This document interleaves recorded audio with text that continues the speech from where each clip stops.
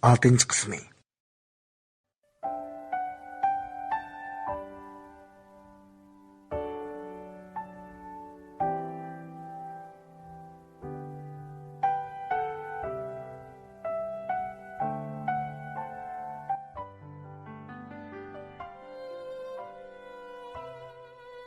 Mən yatqımğa qaytib gəlginimdə allaqaçan kech saat 1-dən işib bolğan idi. Yatqımğa qaytib gəlib, karvatdakı yastıqqa bişimni qoyub, kelgan uçurlarni ko'ray deb, yon telefonimni qo'limga oldim. Uçurlar ichida Nadiya qizning avatgan ovozliq uçurlari behli ko'p edi. Mən sal herib qolg'achqimikin, hammani anglab bo'lishga ko'zim yetmadi. Shundaqdimi, uxlab qolguncha anglag'inimcha bir anglab baqay qani. Faqat bo'lmasa, ati to'liq anglasammi bo'ladi-ku deb o'ylab, bu mizmalarni anglashni boshladim.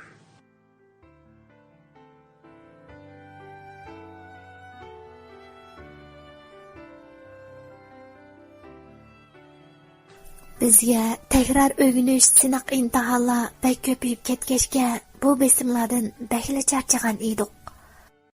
Bir hafta qo'yib berilgan bu dam olish fursatidan foydalanib, rosa obdan uxlab dam olishni o'yladim. An'anaviy bayram chag'anning 6-kuni Asqarning tug'ilgan kuni edi. Shunga biz barliq saboqdoshlar uyda 6 kun aram elib, 6-kuni kechqurun maktabda yig'laylik. Saboqdosh Asqarning tug'ilgan kunini yaxshiroq o'tkazib berayli deyishgan edik. Shunday qilib, chag'anning 6-kuni planimiz bo'yicha hammaylar maktabga keldik. Sinfimizdagi bolalarning hammasi asosan degdek to'liq kelgan edi. Hatto parallel sinfdagi saboqdoshlarmi faoliyat borligini anglaganlari yetib keldi. Shunday qilib, o'tgan qatimliq faoliyatga o'xshash Asqarning tug'ilgan kuni o'ltirishimi nihoyat ko'ngilli bo'ldi.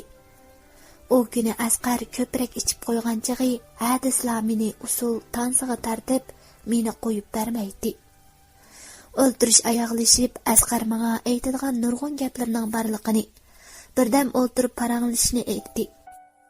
Saboqdoshlarning hammasi degdek havo sovuq bo'lg'achqa, allaqachon yotoqlarga kirib bo'lgan edi.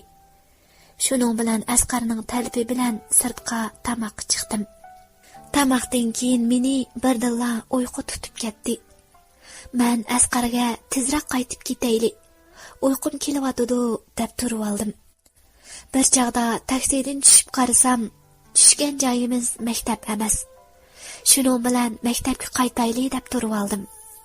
O chaqda men kontrolliqimni yo'qotayli deb qolgan bo'lib, put-qo'llarim qo'llashmay qolyotdi. Asqar menga bayotdan maktabga bordik. Kech bo'lib ketgachga darvoza taqilib bo'pti. Mavo bizning tuqqanlarning aramgohi. Navra akamlar, cho'ng opam doktorxonada bo'lg'achqa Urumchiga chiqib ketgan. Men mushu yerda turibman. Yotqim mushu yerda. Men ko'zlarim yumilib ketayotgan bo'lg'achqa, yo'q deb beshimni orali chayqayaladim. Asqarning "Xotirjam bo'l, mening yotqimda sen uxla. Men Navrakamning uyida orom olaman. Xotirjam bo'l, g'am qilma." Asqarning qolgan gaplari yodimda yo'q. Ko'zimni ochsam karvatda Asqar bilan tug'ma holatda yetibdiman. U yerdagi qalaymaqon tashlangan Asqar ishkimizning kiyimlari, kirlikdagi dog'larga qarab bo'lgan ishlarga ishonmay varqirab yig'lab ketdim. Asqar uyg'onibla meni ching'ida quchoqlab mendan rat-rat kechirim so'rab turib oldi. Hamda meni shunchalik yaxshi ko'rdiganligini, meningdan ayrilib qolsa yashayolmaydiganligini aytib, mushu ish orqali ishkimizni mangulik bog'lashni o'ylab, biz tamoqlangan chig'imizdagi tozliq uyga kirib chiqqan vaqtimdan foydalanib, choyga uyqu dorisi selvatganligini, lekin o'zining meni haqiqatan yaxshi ko'rdiganligini aytib turib oldi. Ondan u yana, "Endi ikkimiz mangu ayrilmaymiz. Oliy maktabga tang berib o'qiymiz. Endi boshqa ishlarni o'ylamay yaxshi o'qisak bo'ladi" dedi.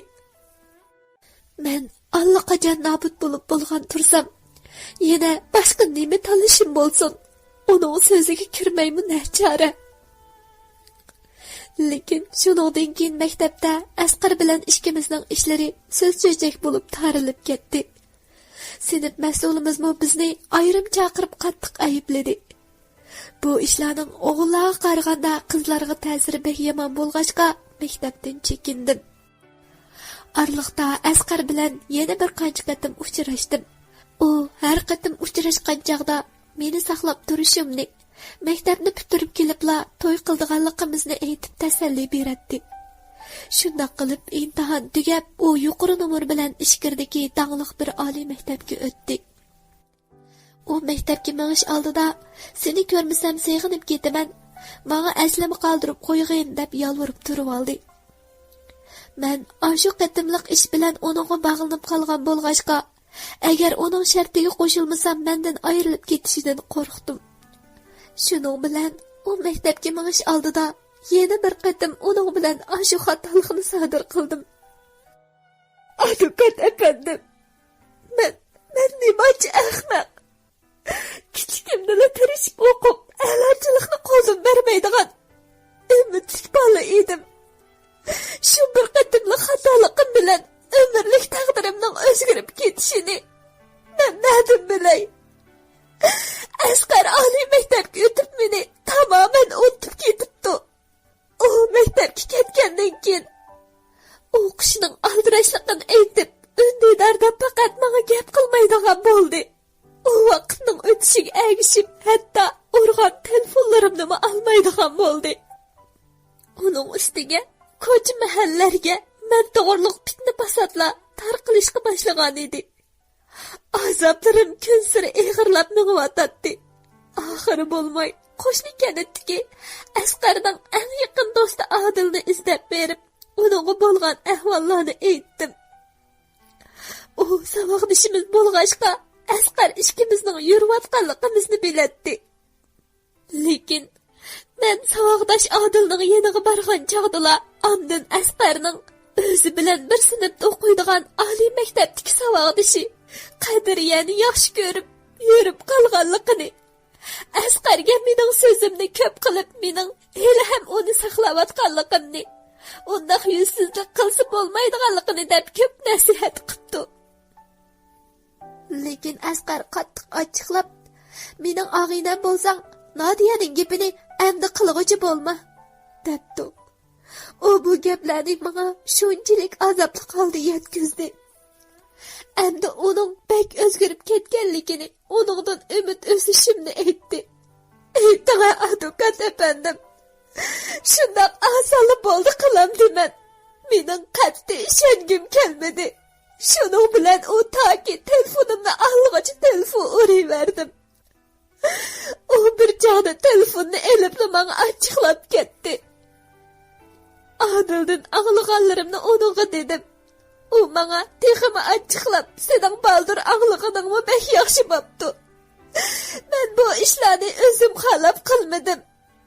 Yurtda yiroqda bo'lg'achqa, ancha-muncha sirikkan chog'larda ichib yurib, mast bo'lib qolib, xato ish qilib qo'yibdiman. Endi uningga ega bo'lmasam, oliy maktabdan haydalib qolmay, jinoiy jazoga tortilganligini, shunglashqa amalsiz uning bilan yurayotganligini, meni kechirib etishimni aytib telefonni qo'yiverdi. Shuning bilan men xuddi bir keraksiz axlatdek tashlandim. Yo'qotgan qizlik ipitim, arinomusim uchun zar-zar qaqshab yig'ladim. Uzoq o'tmay uydagilar meni boyning bir o'g'liga yotliq qildi. Lekin to'y kechasidan keyin meni yo'ldan chiqib bo'ptikansan deb, bel tasmasi bilan meni xuddi ot eshakni urgandek urib, sog' yerimni qo'ymadi. Tong otganda o'z uyimga xitimni ko'tarib qaytib bordim. Yuz ko'zlarim yorlanib, ko'karib ketgan bo'lib, uydagilarning bu ishga ochiq kelgan bo'lsa-mu, lekin haqiqiy ahvolni bilgandan keyin meni uydan qo'g'lab chiqargudek bo'ldi. Men tezlanib yig'lab yurib, u ishlarning mening ixtiyorim bilan bo'lmaganligini, o'zimning ziyonkashlikka uchraganligimni qayta tushundirdim. Akam bu ahvollarni bilib, Asqar bilan hisoblashiman deb Ishkirga bormoqchi bo'ldi.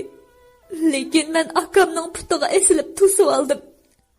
Akam meni o hayvan seni muş ahvalga düşürüp koysam yana onunla tartışıp adamsın. Bicara. Ahmaq sağlım deb yağlap ketdi. Şu iş bulup uzak ötmey akam kesellik sebebi bilen alemden ötdi.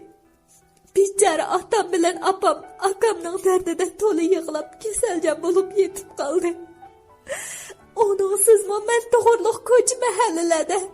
Söz çöçekle besixmağaşqa atam şu yatqanca ətiyaz peslige ulaşmayla tigep ketdi. Üstülep kelgen bu köngülsüz işler bilen apam bırakla nervüsden atışıp kaldı. Çoğ acam öyümüzge kelgen bu baxsizliklerinin hemmisini menden görüp tuqqandarçılıktan keçip meni öyden qoğlap çıkardı. El mahallede turguda yüzüm kalmağaşqa Ürümçiga qarab yol aldım.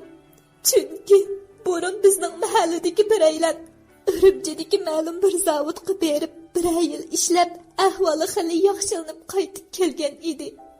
Men hech bo'lmasa o'z kunimni o'zim olsammi hisob deb o'ylab Ürümchiga mangan edim. Ta'limga yo'l ustida Doniyor ismli 28 yoshga kirgan Ürümchilik bir bola bilan tanishib qoldim. Ko'zim uyquga borayli deb qolgan edi. Nadiyaning Ürümchilik Doniyorning ismini chiqarish bilan tang bir dili sagaklashib o'rnimdan turib ketdim. Acaba o qiz Qaysar degan qiz shumidi? Ag'inam Qaysar izlayotgan o qizning shu ekanligini jazmlashtirish uchun mazmunlarni atlab anglab baqdim. Darvaqa bu mazmunlar ag'inam Qaysar so'zlab bergan mazmunlar bilan o'xshash chiqdi.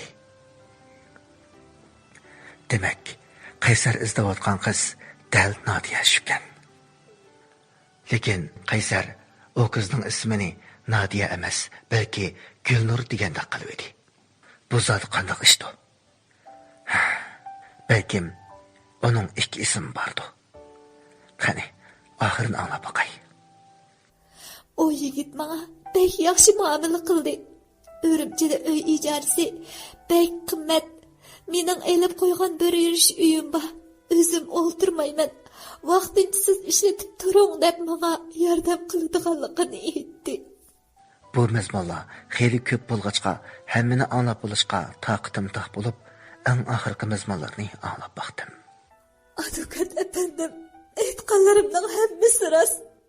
Mening hech qachon boshqalarga ziyonkashlik qilish g'arazim yo'q. O erning shu chog'dagi do'konimdagi o qizga qiliqsizlik qilayotganligini ko'rib, g'azabimni faqatla bosolmadim. Bechora qizni urib xamirda qilib etibdi. Shuning bilan qo'limga chiqqan bir kaltak bilan uning beshiga kuchab urib o'ldirib. Bu ish sodir bo'lib do'kondagi qiz ishkimiz faqatla xotirjam bo'lolmadik. Shunga oldimizga o'zimni arz qilib borgan edim. Garchi odam o'ldirish qonuniga xilof bo'lsa-mu, lekin bunday yovuzlarni yer yuzidan pokiz yo'qotish kerak deb o'ylayman.